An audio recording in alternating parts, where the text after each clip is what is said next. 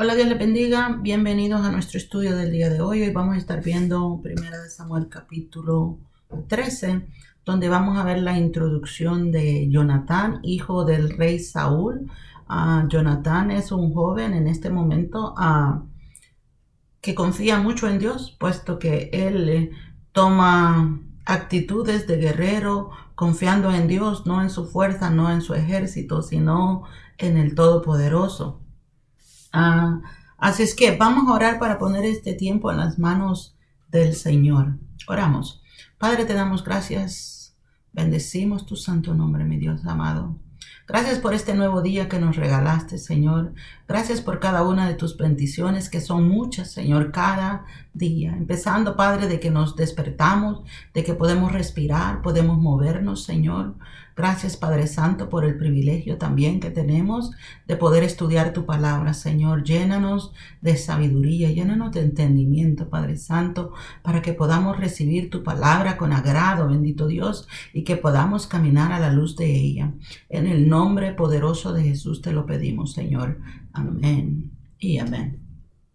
Como les decía, vamos a estar estudiando el capítulo número 13 y el título de este dice Guerra contra los filisteos. Estos filisteos eran un ejército de hombres muy grandes, muy bien armados y muy bien preparados para la guerra, que habían estado todo el tiempo dándole batería al pueblo de Israel. Y Dios en realidad dejaba que este pueblo los sometiera por causa del pecado del pueblo de Israel. No porque Dios no los pudiera defender, ya que en los capítulos anteriores vimos cuando Samuel ora y hace holocaustos y Dios defiende al pueblo. Un día que el pueblo se arrepintió y hizo holocausto, creo que era en el capítulo 7, donde sucede eso, que Samuel intercede por el pueblo de Israel, porque el pueblo de Israel se arrepiente y Dios dice que manda trueno ese día y que les da la victoria sobre los filisteos. Y desde esa batalla con los filisteos no habíamos visto otra hasta ahora, puesto que Dios dijo que durante el tiempo que Samuel estaba, los filisteos no volvieron a meterse con ellos. Decía en el versículo 13 del capítulo 7, así fueron sometidos los filisteos, dice, y no volvieron más a entrar en el territorio de Israel. Y la mano de Jehová, dice, estuvo contra los filisteos todos los días de Samuel. O sea, mientras Samuel estuvo como juez, como sacerdote, como gobernador, vamos a decir, del pueblo de Israel, dice que los filisteos no volvieron a entrar a su tierra, pero ahora está sucediendo algo. Ya en los capítulos anteriores vimos cómo Samuel entrega el cargo y entrega el pueblo de Israel, y ahora les dice aquí su rey que pidieron, él va delante de ustedes. O sea, ahora ya no está encargado Samuel, sino que es Saúl, el rey que han pedido. Miren, para Saúl era bien importante comportarse bien importante seguir direcciones, porque era el primer rey del pueblo de Israel. Ellos no sabían cómo tratar con un rey, algo que era nuevo para ellos. Sí, ellos lo veían con los pueblos alrededores, con los pueblos del mundo, pero no en el pueblo de Israel, en el pueblo de Dios. Así es que esto era algo nuevo. Y vimos a Saúl, ¿no?, en la batalla anterior, que liberó a los de Jabes de Galaad, que Dios dice que vino con poder sobre él, el Espíritu de Dios vino con poder sobre él, y que también puso temor en el corazón de todos los israelitas, y se juntó una gran cantidad de israelitas, los cuales fueron y pudieron vencer a los de Naas, amonita, y liberaron a los de Jabes de Galaad. Pero ahora vemos que están aquí, ya pasó un tiempo, porque dice el versículo 1 del capítulo 13, dice así: había ya reinado Saúl, dice, 1 año, y cuando hubo reinado 2 años sobre Israel. O sea, como queriendo decir, en estos 2 años no pasó mayor situación, más que Saúl iba creciendo como rey, acordémonos que la última despedida, el pueblo estaba muy contento con Saúl porque los había libertado. Además, Saúl era un hombre alto, de muy buen parecer, así es que pues le inspiraba confianza a los israelitas. Dice el versículo 2. Escogió luego, dice, a 3,000 hombres de Israel, de los cuales estaban con Saúl 2000 en Mixmas, en el monte de Betel, dice, y 1000 estaban con Jonatán en Gabaa de Benjamín. Y envió el resto del pueblo, dice, cada uno a sus tiendas. El ejército que tenían anterior era de 330,000, nos había dicho la palabra. Pero ahora dice que escoge solamente 3,000. Me imagino que escoge los más robustos, los mejores peleadores, los más valientes, con los cuales él se ha quedado con 2,000 y le ha entregado 2,000 a Jonatán, su hijo. Vemos aquí la introducción de Jonatán. Para que un hombre pudiera estar en las batallas, para que un hombre pudiera estar en los ejércitos, necesitaba tener ya 20 años para arriba. Eso quiere decir que Jonatán ya está en la edad de estar en la guerra. Ya tiene más de 20 años porque ya está aquí y está liderando un grupo de 1000 soldados. Pero dice que estaban en dos lugares diferentes, que Saúl estaba en Mixma y que Jonatán estaba en Gabaa. Y dice el versículo 3, y Jonatán atacó a la guarnición de los filisteos que había en el collado, y lo oyeron los filisteos, e hizo tocar trompeta, y Saúl hizo tocar trompeta, dice, por todo el país, diciendo, oigan los hebreos. Jonatán estaba en Gabaa de Benjamín, pero los filisteos dice que ya estaban en el collado, cerca de donde ellos estaban. Los filisteos venían entrando a las tierras de los israelitas. Y vemos a un Jonatán que ve que el enemigo viene, el enemigo nunca viene con buenas intenciones. Así es que Jonatán sabía que si los filisteos estaban en el collado, cerca de ellos, es porque venían con malas intenciones. Así es que Jonatán toma la decisión de irlos y atacarlos. Entra, dice, a la guarnición de ellos y los ataca. Y no dice aquí si Dios le dio la victoria o no, pero el hecho que al oír Saúl que Jonatán había entrado a atacar a los filisteos, dice que él hizo tocar trompeta y que lo escuchara todos los hebreos. Y esto era lo que decían en el versículo 4. Y todo Israel, dice, oyó que se decía, Saúl ha atacado la guarnición de los filisteos, y también que Israel se había hecho abominable a los filisteos. Y se juntó el pueblo, dice, en pos de Saúl en Gilgal. Aquí estamos viendo una transformación de Saúl. El que atacó la guarnición de los filisteos fue Jonatán, mas el que hace tocar trompeta es Saúl. Y lo que la gente decía, o lo que él había hecho que pregonara a la gente, era que Saúl había atacado a los filisteos. No Jonatán, sino Saúl. Mire, a veces llegamos con nuestro orgullo tremendo, que no podemos ver que otros sobresalgan. Y aquí vemos a un Saúl que el orgullo ya se le ha subido, porque ahorita el honor era para su propio hijo, pero él no está ni siquiera dispuesto a compartir la gloria con su hijo, puesto que no le da la honra y el honor a Jonatán por esta batalla, sino que se la da a él. Él no desmiente a la gente lo que la gente está diciendo, que fue Saúl el que atacó a los filisteos, sino que hace que se pregone eso por todo, dice Israel, por todos los hebreos, diciendo que Saúl había atacado a los filisteos. Pero no había sido él, había sido Jonatán. Y entonces dice que toda la gente vino en pos de Saúl a Gilgal. Ya se movieron de los lugares que estaban. Ya Saúl ya no está en Mixma, ni Jonatán está en Gabaa de Benjamín.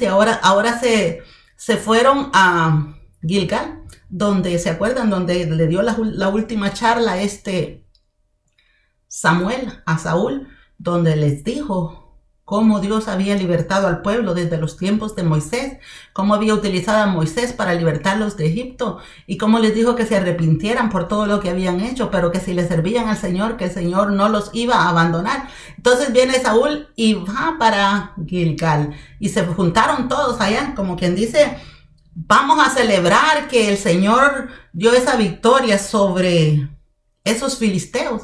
Y todo el pueblo, dice, fíjense, y se juntó el pueblo en pos de Saúl en Gilgal. Venían todos muy contentos pensando en su rey fuerte, en su rey muy valiente. Y entonces sucede en el versículo 5 que dice, entonces los filisteos se juntaron para pelear contra Israel. Mire, cuando nosotros atacamos al enemigo, el enemigo nunca se va a quedar quieto. Él va a querer la revancha. Él se va a empoderar y va a venir en contra de nosotros. Y si nosotros no estamos preparados, el enemigo nos va a amedrentar, el enemigo nos va a aterrorizar. Jonatán fue y atacó al enemigo porque él sabía en quién confiaba. Él no estaba poniendo su mirada en el hombre ni en las armas que ellos tenían, sino que en el Dios Todopoderoso. Pero Saúl no es así. Saúl está poniendo la mirada en todo el ejército. Así es que ahora vienen todos los filisteos. Dice que se juntaron. Miren, los filisteos eran unos hombres bien organizados. Ellos tenían cinco ciudades, 5 capitales. Y cuando ellos querían ir a atacar, se juntaban todos ellos para venir un gran ejército en contra del pueblo que ellos fueran a destruir, que fueran a robar, que fueran a matar. Ellos eran bien organizados. Y así debemos de ser nosotros, los hijos de Dios, ser bien organizados, no saltarnos los pasos, llevar en orden lo que Dios nos ha dicho, lo que Dios nos manda hacer, hacerlo tal como Dios nos dice, y Él nos va a amparar y nos va a proteger. Así es que dice que se juntaron todos los filisteos para pelear contra Israel. 30,000, dice, carros, 6,000 hombres de a caballo, y un pueblo numeroso, dice, como la arena que está en la orilla del mar. Y subieron y acamparon en Mixmas, al oriente de Betabel. ¿Dónde están ahora los filisteos? En el mismo lugar que estaba antes Saúl con sus 2,000 hombres. En Mixmas. Ahí cerquitita están ya los filisteos. Y dice que vienen con una multitud de gente como la arena de la orilla del mar. Incontables. Este ejército que venía. Como les digo, este ejército era bien organizado. Estaban bien armados. Ellos tenían carros y tenían caballos y tenían muchas armas para venir y atacar este pueblo. Pero todos estos años atrás no los habían atacado. ¿Por qué? Porque Dios los estaba limitando. Dios los estaba reteniendo. Dios era el que les daba la protección a este pueblo de Israel, porque nos dijo en los versículos que leímos del capítulo 7 que mientras Samuel estuvo, que los filisteos no trataron de entrar a las tierras de Israel. Pero ahora ya no está Samuel como encargado, ahora es Saúl. Ahora viene el enemigo otra vez. Pero ¿cuál es la diferencia entre Samuel y Saúl? Samuel era un hombre que buscaba de Dios, un hombre que le servía a Dios, un hombre que vivía orando a Dios, un hombre que vivía hablando con Dios. ¿Cuál es la situación de Saúl? Saúl solamente está engrandeciéndose, orgulleciéndose, queriendo agarrar honra para él. No se está comunicando con Dios. Entonces, ahí está la diferencia cuando nos debilitamos, cuando descuidamos esa relación con el Todopoderoso, cuando descuidamos esa relación con aquel que nos da la fuerza, con aquel que nos da la energía, con aquel que nos da el poder. Si nosotros descuidamos esa relación, vamos a ser presas fáciles para el enemigo. Así es que dice que ahora ya están estos filisteos en Mixma, al oriente de Betabel, cerquita de donde estaba antes Saúl con sus 2,000 hombres. Mire lo que pasa en el versículo 6. Cuando los hombres de Israel, dice, vieron que estaban en estrecho, porque el pueblo, dice, estaba en aprieto. Se escondieron en cuevas, en fosos, en peñascos, en rocas y en cisternas. Viene este pueblo que se había juntado para darle honra a Saúl por haber atacado a los filisteos, por haberle ganado a un grupo de filisteos. Y se encuentran con esto, que ahora están acorralados por los filisteos. Y se sienten, dice, en aprieto. Y empieza cada uno a buscar escondite, a huir, a buscar dónde esconderse, debajo de las peñas, dice, en los fosos, en las cuevas, en rocas y en cisternas. Dice el 7. Y algunos de los hebreos, dice, pasaron el Jordán a la tierra de Gad y de Galaad. Pero Saúl, dice, permaneció aún en Gilgal y todo el pueblo iba tras él temblando. Miren, era tan grande el temor de esta gente que hasta cruzaron el río. Al otro lado del río Jordán se habían quedado 3 tribus de los israelitas. Se había quedado Rubén, Gad y una media tribu de Manasés. Así es que ellos dijeron, nos vamos para allá, que ahí hay pueblo de nosotros. Y se cruzaron el río.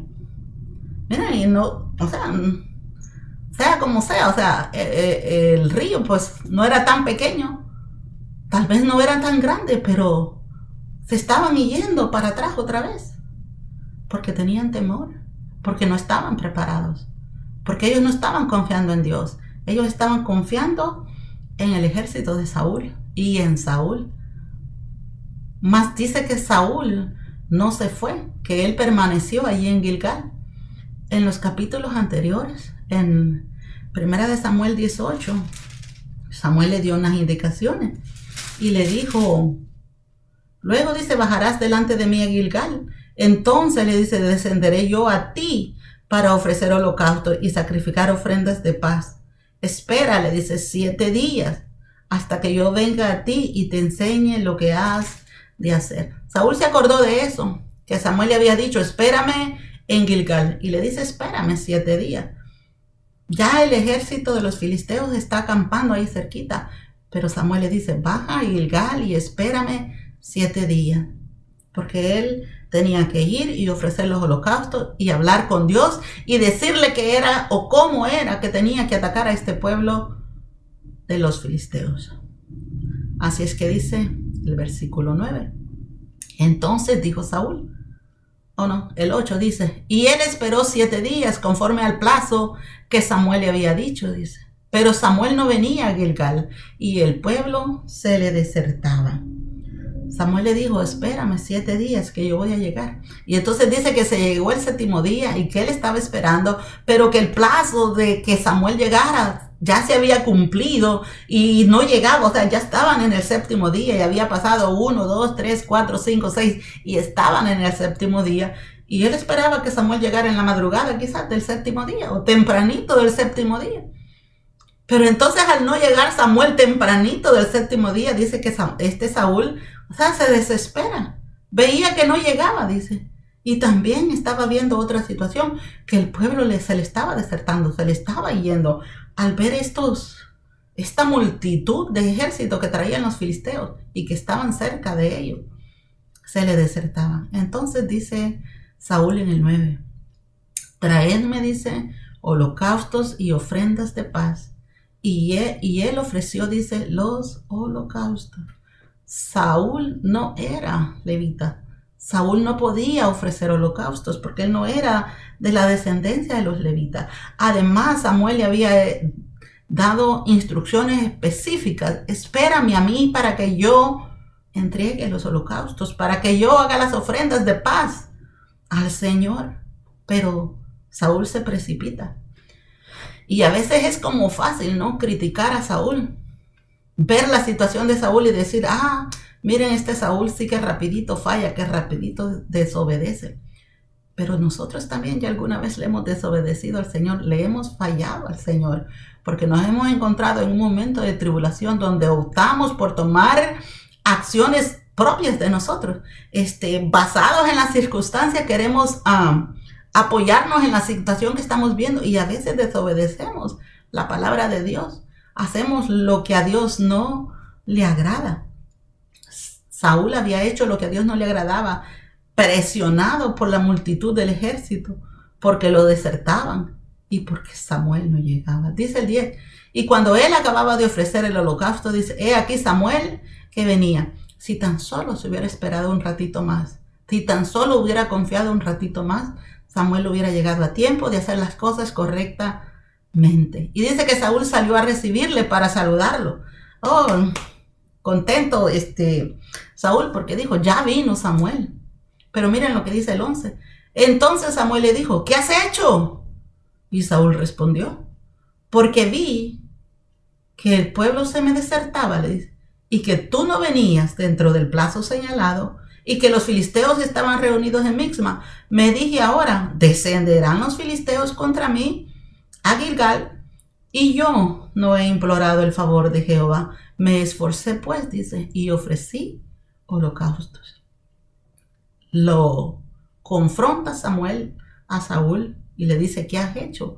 Y se lo dice de una manera, sorprendido, asustado y atemorizado, porque lo que había hecho era malo, puesto que él no estaba permitido a entregar ofrendas, a hacer sacrificios. Pero Saúl, en lugar de decir, sí me equivoqué, sí me precipité, empieza a echarle la culpa a todos los demás. No, porque el pueblo se me desertaba. O sea, los culpables era el pueblo porque lo estaban abandonando. Y también tú, Samuel, porque no viniste o no venías en el tiempo señalado. Pero el séptimo día no se había terminado, todavía estaban en el tiempo. Y también le dice, porque los filisteos estaban reunidos en Mixma. O sea, están ahí y me iban a atacar. Y dice él, ay, yo pensé que si los filisteos descendían, ya están a punto de descender y yo no he clamado por el favor de Dios. Y entonces dice, me esforcé. Mire, Dios no quiere que nos esforcemos al último momento. Dios quiere que nos vivamos esforzando todo el tiempo. Dios quiere que tengamos una relación con Él todo el tiempo. Para que no nos encontremos en estos momentos de tribulación donde nos agarra la desesperación, donde no sabemos qué hacer. Así le había tocado a Saúl encontrarse en un momento de desesperación porque él no estaba preparado, porque él no tenía una relación con Dios. Dice el 13. Entonces Samuel dijo a Saúl, locamente has hecho. No guardaste, dice, el mandamiento de Jehová tu Dios, que él te había ordenado. Pues ahora, dice, Jehová hubiera confirmado tu reino sobre Israel para siempre. Lo que Saúl había hecho era una actuación de locura, porque le dice, locamente has hecho, no guardaste el mandamiento de Dios. Miren, las circunstancias nunca son excusas para que nosotros desobedezcamos los mandamientos de Dios. Si nosotros pasamos circunstancias difíciles, Dios quiere que las pasemos para que nosotros aprendamos a depender de Él, para que aprendamos a confiar en Él, no para que tomemos decisiones a la locura como hizo Saúl. Por eso le dice, locamente has hecho y no guardaste el mandamiento de Jehová. Como les digo, las circunstancias no nos dan autoridad para nosotros desobedecer los mandatos de Dios. Y ustedes dirán, no, pero nosotros no desobedecemos hacia Dios. Pero les voy a dar unos cuantos ejemplos. Imagínense que usted tiene un hijo bien enfermo y que usted necesita el seguro. Y entonces, pero usted gana un poquito más de lo que el seguro le aprueba. Y entonces, ¿qué hace? Viene y miente para obtener ese seguro, para que su hijo pueda recibir el tratamiento que necesita. Viene y miente y sustrae de sus ingresos. No los declara todos. Allí usted está violando los mandatos de Dios por obtener un seguro para la salud de su hijo. El hecho de que su hijo esté enfermo no le da autoridad para que usted mienta. No le da a usted autoridad para que usted quiera engañar al sistema. Si es voluntad del Señor que usted tenga el seguro, usted lo va a obtener diciendo la verdad. Y aún más, si el Señor quiere y ve su fidelidad, Dios va a sanar a su hijo sin necesidad de seguro. Se lo van a atender sin necesidad del seguro. Pero a veces esas situaciones nosotros decimos, no, lo hice por esto. Esto me da me da autoridad para yo poder hacer algo ilegal. Otro ejemplo sería que si estamos en necesidad, que necesitamos alimentos, que no tenemos alimentos para nuestros hijos, que no hayamos la manera como alimentar a nuestros hijos, que no tenemos trabajo o que no podemos trabajar y que estamos en una situación difícil, y entonces vemos una situación fácil de poder robar algo y decimos, no, porque es que mis hijos se están muriendo de hambre, yo voy a robar esto. Allí también estamos violando el mandamiento de Dios porque estamos robando. No estamos confiando en la soberanía de Dios, no estamos confiando en la provisión de Dios, que Dios se puede buscar a cualquiera para que venga y nos supla esa necesidad que tenemos. Mire, cuando Elías estaba refugiado cerca del río, los cuervos le llevaban comida a Elías. Los cuervos, no iba ningún humano a dejarle comida a Elías, eran los cuervos. Dios le había mandado a los cuervos que le llevaran comida a Elías. Dios puede hacer hasta lo imposible por dar lo que nosotros necesitamos, pero nosotros necesitamos confiar en Dios todo el tiempo, no importa las circunstancias, no importa cómo se vea la situación. Si el Señor nos ha llamado a ser rectos, actuemos con rectitud. No hagamos lo que a Dios no le agrada, aunque se vea que eso nos ayudaría. Pero muchas veces los que nosotros pensamos que nos va a ayudar, lo que nos trae es una condenación peor. Porque Saúl lo hizo, dice, para obtener el favor de Dios. Pero estaba haciendo algo que a Dios no le agradaba. Dice el 14. Mas ahora tu reino, dice, será duradero. O sea, anteriormente, si él hubiera pasado esa prueba, si él hubiera esperado, si él hubiera confiado en Dios, su reino hubiera sido confirmado, dice, para siempre. O sea, que el próximo rey hubiera sido Jonatán y el próximo hubieran sido los hijos de Jonatán. Pero como él falló, dice que ahora tu reino no durará para siempre. Y miren lo que dice aquí.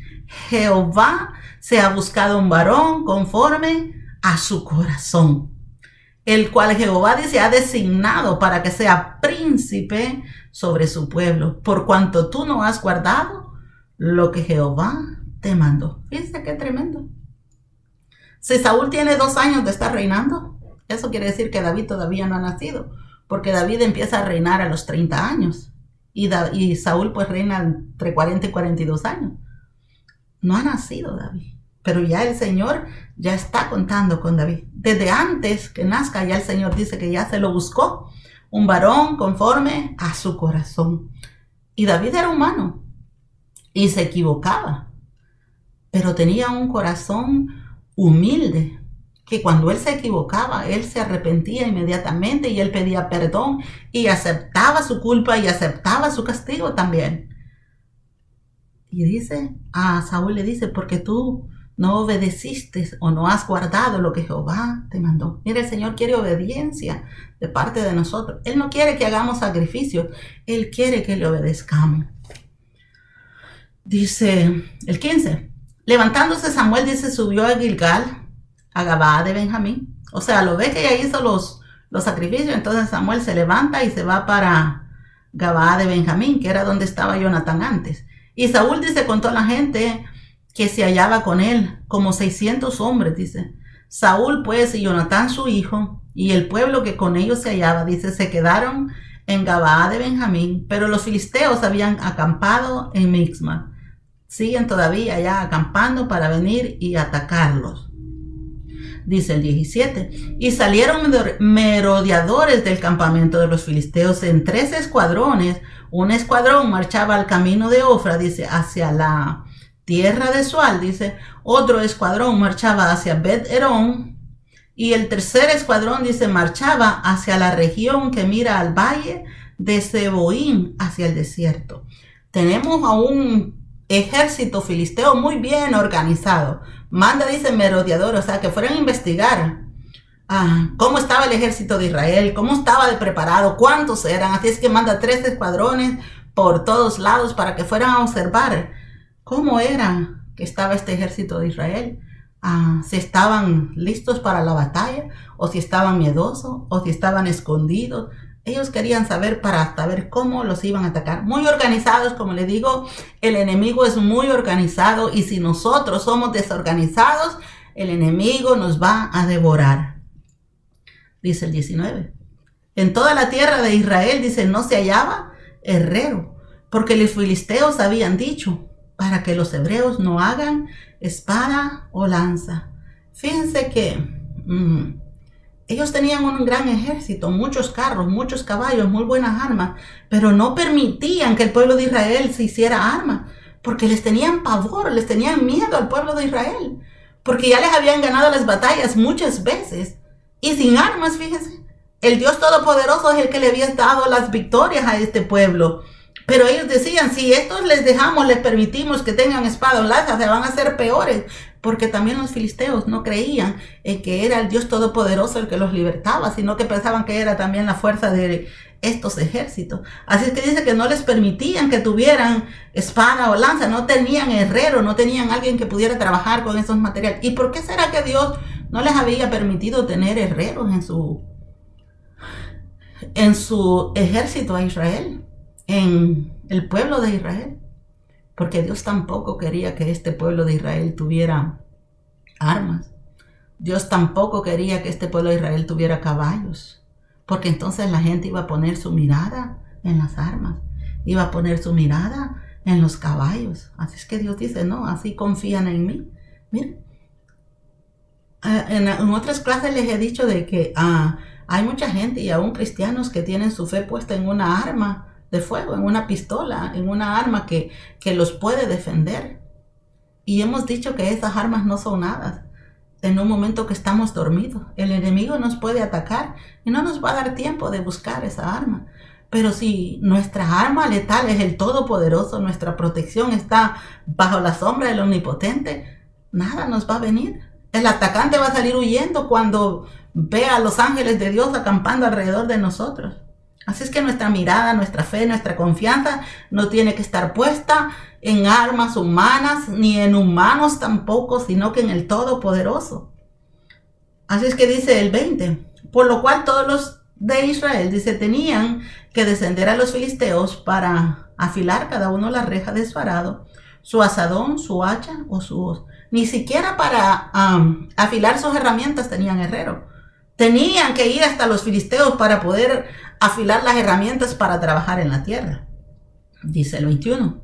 Y el precio, dice, era un pin por las rejas de arado y por los asadones.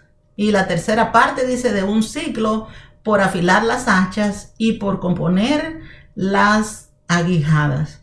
Así, dice, aconteció que el día de la batalla no se halló espada ni lanza en mano de ninguno del pueblo que estaba con Saúl y con Jonatán, excepto, dice, Saúl y Jonatán, su hijo, que las tenía.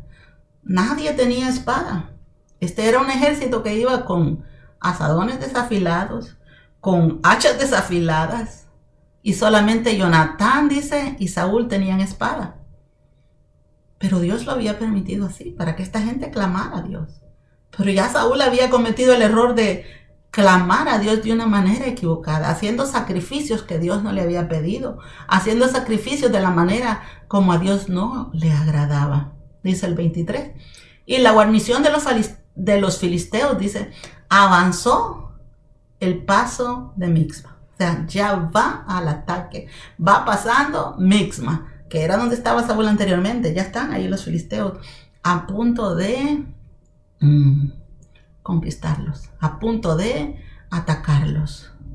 Así es que hasta aquí llega el capítulo número 13 de Primera de Samuel, donde vemos la introducción de Jonatán, un hombre valiente, un hombre que tenía mucha fe en Dios. Es por eso que cuando aparece Jonatán en la vida de ellos se conectan con mucha facilidad, porque los dos tenían un corazón para Dios, los dos confiaban en Dios, los dos ponían su fe y su confianza toda en Dios. Por eso llegaron a ser buenos amigos, aunque Jonatán era mucho más viejo que David, porque David todavía no ha nacido y Jonatán ya está en el ejército.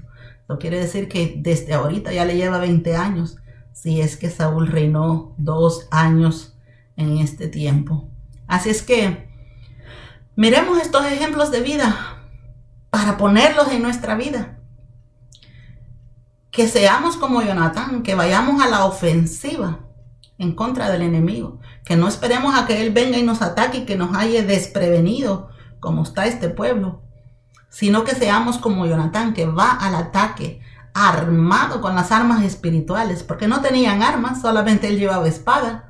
Los otros llevaban asadones, pero así Dios les había dado la conquista del primer ataque que hicieron. Seamos así como Jonatán.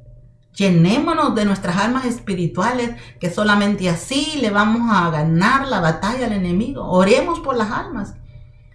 Oremos por los que están perdidos, oremos por los que están esclavizados, que no pueden obtener la libertad por sí mismos, sino que tenemos que orar para que Dios y su misericordia los liberte.